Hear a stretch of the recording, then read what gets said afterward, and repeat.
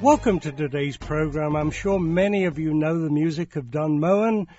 He's a worship leader, a composer. Don, welcome to the program. Tell us some of these songs that you've written and recorded. Wow. First of all, it's great to be with you today and good to be on the program. I've recorded so many songs over the years. I've never stuck to just recording my songs. Like, for instance, Give Thanks was the title of my first project, and everybody gives me credit for writing that song, although I never did. A guy named Henry Smith wrote it. God will make a way. God is good all the time. Thank you, Lord. I will sing. These are just some of the songs that I've written. So what is your background? Were you trained at some sort of musical college? As a kid, I was trained classically. I took violin lessons, piano and violin, and I studied violin seriously, and that's what put me through university. I got a full ride at a university and studied violin seriously, and thought that that's what I would be doing the rest of my life, just playing in a symphony somewhere. And of course, as I went to school, I played, every opera, every ballet, every symphony, every show that came through town. I started playing guitar, and I got interested in other things than just violin. The people in the classical world, it was all they wanted to talk about was the new concerto or all the serious music, and it's like I found myself wanting to play John Denver and the Beatles, and it's like, so I actually left my full scholarship, and I transferred into Oral Roberts University in Tulsa, Oklahoma, and there I still studied violin, and I still played in the symphonies and ballets, but I had a chance to start playing guitar more, bass guitar, and I got in a jazz combo, and I got in a little pop group, and then eventually met a group called Living Sound, which was a, you got to understand, it's early 70s now, so contemporary Christian music was not then what it is now, but it was a chance for me to, play something different. So I auditioned for the group and was hired as a guitar player and a trombone player. That's what I did for. You didn't do both at the same time, though. No, not at the same time. But I always had a guitar strapped around my neck, and I always had my trombone in my hand. Wow. So it was, yeah. Well, we're doing this interview at K-Wave, which is next to Calvary Chapel, Costa Mesa, where the Jesus People thing began over here in Southern Cal. And were you influenced in any way with that new generation love song and many of these early groups? Oh, of course. The love song is the reason, I think, a huge, huge reason why I'm doing what I'm doing today. I transferred into Oral Roberts University, coming as a classically trained player, and then I started playing guitar and bass guitar. And about that time, this was way before you were born. Well, no, we were probably both born, 71. Love Song came through, and I met Freddie Fields and Tommy Coombs and Jay and Chuck Girard, and they were playing out in the parks, and I followed them everywhere. And for the first time in my life, I heard music that I loved, and it was also glorifying God. It was like, wow, here is very, very hip music, and yet it's Christian music, and the purpose was to get people saved. I was ruined forever, I guess, after hearing those guys. And so I sat they played in a little high school, which was rented out by Tulsa Christian Fellowship, a church, and I sat at the back of the auditorium there on Peoria Avenue, and Chuck Girard at the end, and he asked those people that are there that want to commit to their life to Christ completely and totally. Now, I was a Christian, but I just knew I had to surrender all of my life to Christ and say, I'll go where you want me to go. I'll do what you want me to do. And I sat at the back of that auditorium, and I raised my hand. I never walked forward, but it changed my life forever. And in fact, Tommy Coombs lives here in Nashville, where we've been close friends ever since. And Chuck Girard's daughter, Elisa, she traveled with me on the road a couple times, and her husband drummed for me a couple times. So it's interesting how it all came full circle. But yes, I was seriously influenced in those early years by love songs specifically. I also just interviewed Melody Green, and we Oh, chatted wow. a lot about Keith and, obviously the tragic plane crash. But Yeah. did you like Keith's music as well? Oh, yeah. He came, he was, he shook it up. Yes, I did like his music. The funny thing about Keith, the music almost seemed secondary. His music was great, but when Keith came, he had a prophetic voice, a prophetic word. And, man, I remember him coming to Oral Roberts University and just laying it down on the line. And people were repenting like crazy. When I think about Keith, it's almost like music was just a part of his prophetic voice. It wasn't like, here's a contemporary Christian music artist. You got to understand, in those early years, there really wasn't a genre called contemporary Christian music. It was just like these guys, with the Jesus movement, people got saved and they started writing songs, and then people started buying their records, and then they started touring. So it was really loose. There wasn't a tight organization at all in those days, and so there was this kind of pure, just a pure innocent thing about it, Did you worry when eventually it became a lot more commercial, the music and the business and the whole thing? Well, I was right in the middle of it, because I after I recorded Give Thanks, I moved down to Integrity Music in '88, and I as the creative director of the label, and eventually the president of the label. So I was right in the middle of it, and yes, it did concern me that what have we? Well, we got to be careful here, because it's one thing to talk about pop music as a genre and market that and everything, but we were talking about worship music, which, in my mind, maybe I'm in the minority here, but I'm a bit of a purist when it comes to this. This is a serious calling. This is something that is very close to the heart of God, and the Bible says that God will not share His glory with anyone. So it's a really, in my book, it's always been a fine line that we have to walk. Yes, we want to be good stewards of the songs and a good steward of the artists and do things with excellence, but you almost have to have your hands open and offering all of this up to God. And if He wants to take it all, it's His to take, because it's about His glory and about His presence. So how can you say we're going to market this and package it and we're going to be in control of it? I think it's dangerous, and so there's just always been a fine line, and I've taken it very seriously. And it's like you almost have to say, while the Lord gives us a chance to steward these gifts, these songs, these artists, these products, we're going to do it with all the excellence we can do it with. And when it comes time to let it go, we have to be willing to let it go. Yeah. It's about His glory. I remember many years ago, I brought my friend Rick Wakeman to Nashville. He was going to do a concert there, and we had lunch together, and then you brought him back to the office there, and I had a feeling that many of the staff there hadn't got a clue who he was. No. The majority of Rick's songs last at least 20 minutes, maybe more, and they seem to be wanting him to churn out some 3.5-minute pop-type worship songs. And, I suppose that was a problem in a way. When you're so commercial, you want to reduce everything. When the Beatles, when they started, it was the same, wasn't it? You had these very short records, and then they suddenly experimented. And so did you just leave in the end because you just got fed up with the business side of it? No. I didn't, and I have my share of frustrations with the industry, because you have radio consultants, and I have many good friends as radio consultants, but they tend to and it's the labels are responsible too, and just kind of they tend to say, this is what the listener wants, and this is the way your song, this is the way it has to be, this is the length it has to be, and no, they're not going to listen to a 12-minute song or an 8-minute song. It has to be 3 minutes and 40 seconds, and anything over 4 minutes is forget about it. So that's the sad thing about radio today. But we've faced all those frustrations. I did as I was at the label, but that's not the reason I left.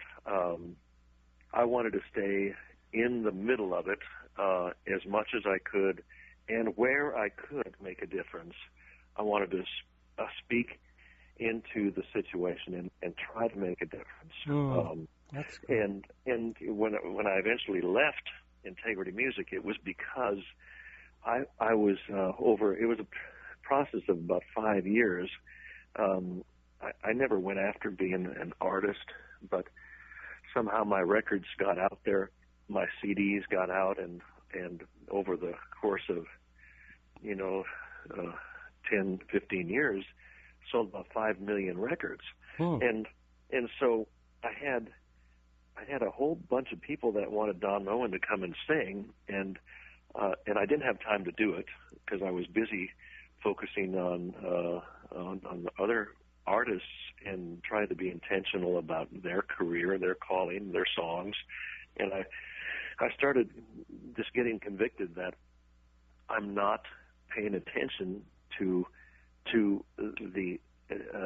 what God has given me. Because I'd walk out of a production meeting or a budget meeting, and a couple times a year I would tour internationally, and I'd walk into an audience or a crowd of 50, 60,000 people.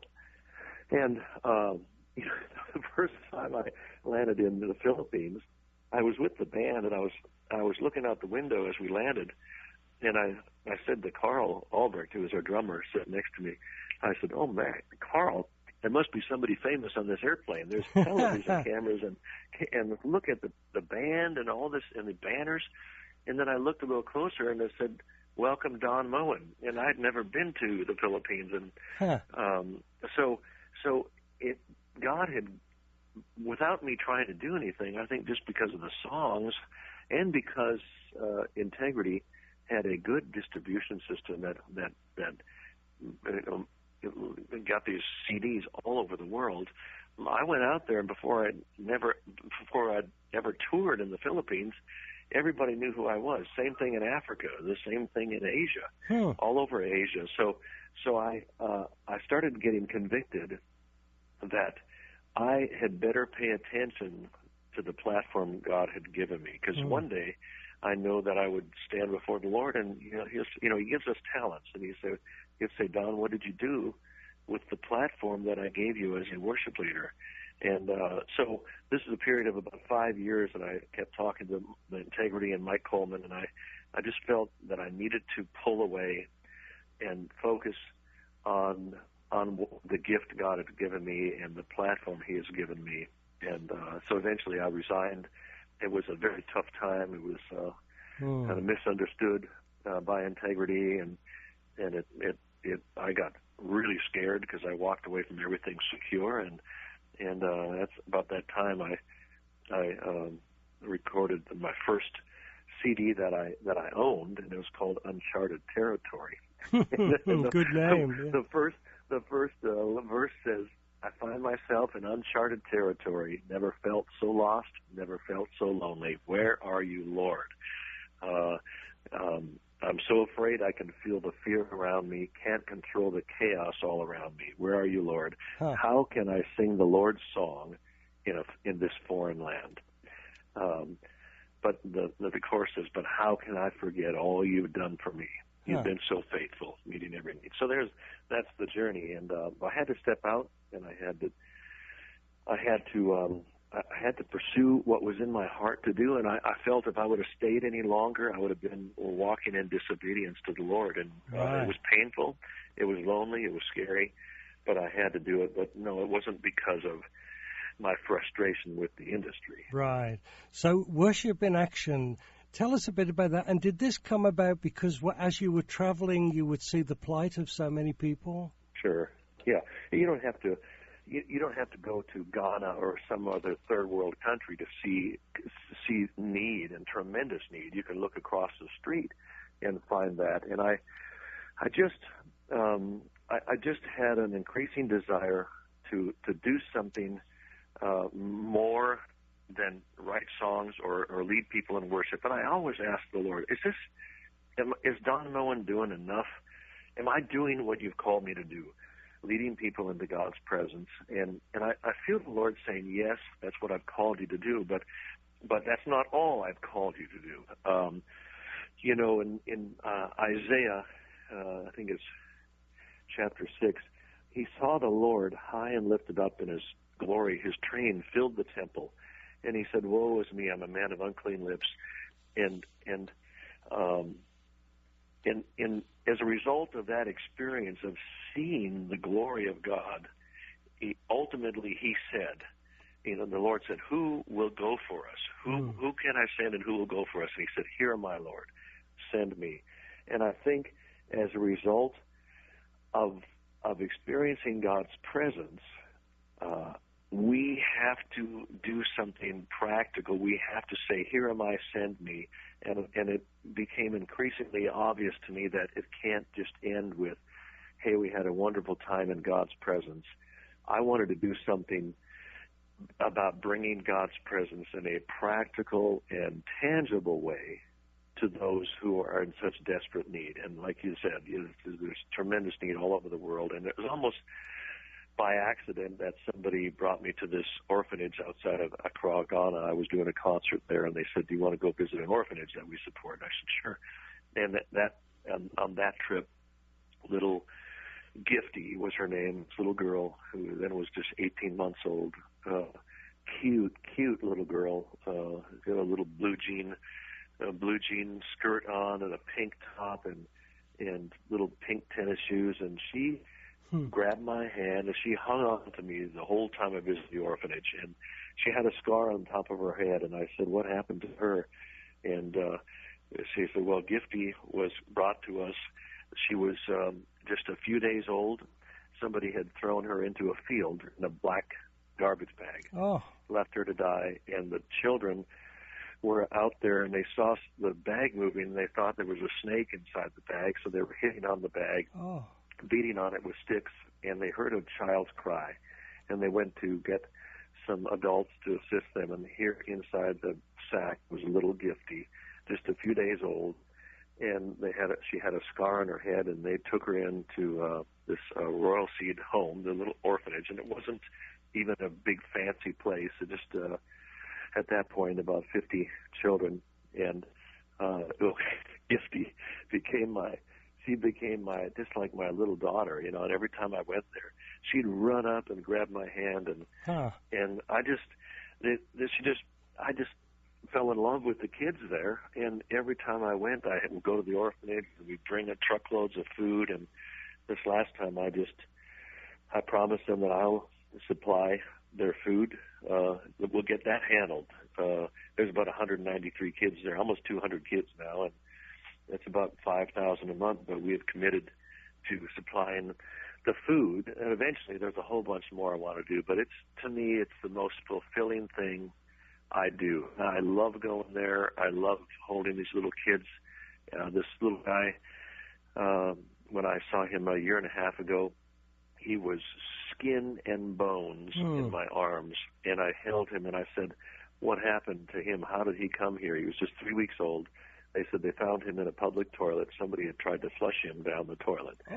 And this kid, I thought he will never live past a week. This last time I was there, he crawled up in my lap.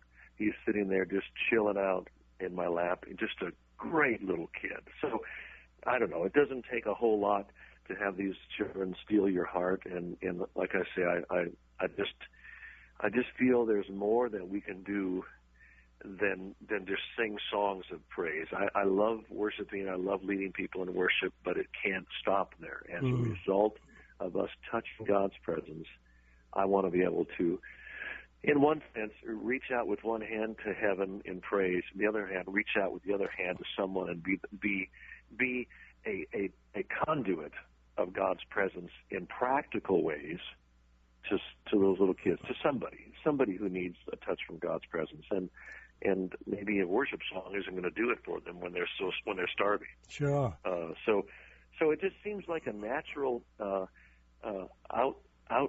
outflow of what's inside of us as worshipers. So I'm not trying to put a guilt trip on anybody, but it's just something that God has done for me, and I want to do everything I can do to help the children there and to help people in need all over the world. So like I say, you don't have to look too far to find tremendous need, and I want to do my part, and that's why worship in action. Let's put some action to our worship. This is the other side of it, and sometimes reaching out to the poor, providing shelter to somebody is as beautiful in God's ears and eyes as the greatest worship song. Yeah. How did the name come about? Worship in Action. Well, it was originally Don Moen and Friends, and I didn't. I like the name because it's kind of a friendly name. It gets us to nations that are more Muslim and Hindu nations. Don Moen and Friends is non-threatening. You put in the word worship, and it suddenly becomes a little bit of a threatening word in these nations. But I felt it was a little bit a better description of what we do as worshipers. So worship in action. I want to be able to say worship is more than the songs we sing. It's more than just coming together on Sundays and lifting our hands and giving praise, and I thank God for those times. But it's more than the songs we sing. It is being the hands and feet of Christ to those in need, and that's as important, I think, in God's eyes as the most beautiful worship song. When you go to places like this home in Ghana, do you give them a little concert as well? Oh, sure. Yeah, I sang. We haven't set up the whole band there because it's so remote, but I'll always the kids are the one that they always give me a concert. They've got a little marching band. They want me to inspect the troops. And this last time I sang God Will Make a Way with them, but they do it. They get a drum beat going. God make a way, and it's very African. But it was a blast getting up there singing with the kids. A lot of people say that they often go to the third world to bring blessing, but they get blessed even more. Is that what happens to you?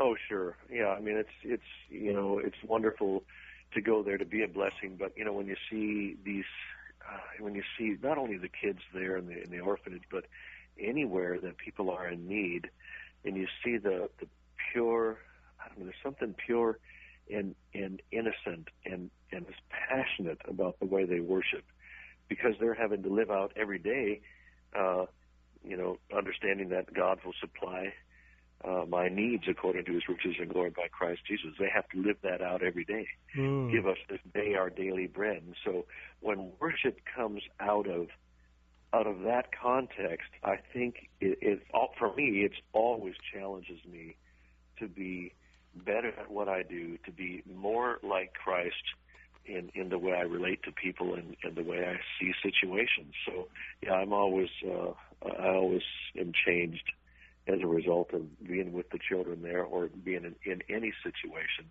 And, you don't have to do a lot. And sometimes you see this need. I remember going down to Haiti one time. It's like, after the earthquake, it's like, how can I help these people? There's too much to do. And then what I found the only thing I can do is focus on one child. I can look at one child. I said, you know what?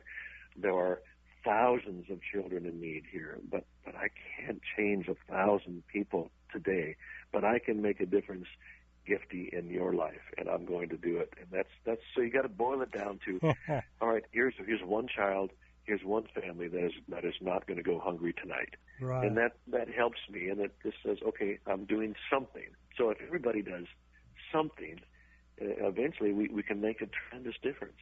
And what's the website, Don? Worshipinaction.org. It's all written out, worshipinaction.org. Or you can go to my website, donmoen.com, and you can click on the worship in Don's ministry, Worship in Action, and that'll take you to that whole that whole area, and lots of pictures. You see a video of the orphanage and stuff, and it's only the beginning. I mean, there's so much more I want to do. We've done this ourselves for several years, and it's like the need is great all over the world, not only in Ghana, but all over the world. And I'd love to be able to, have thousands of partners that allow me to do this. And and bless people all over the world. So we just felt it was time to tell the story and not keep it under wraps. But so we've made an effort to tell it properly and ask people to join us in the effort. Well, and I want to thank Don Moen for his very interesting, fascinating story, worshipinaction.org. Don, I want to thank you so much for being on the program today. Man, it was great to be with you again. I always enjoy our conversations. Let's not make it 15 years next time. Thank you. That was Don Moen, worshipinaction.org. Thank you, Don.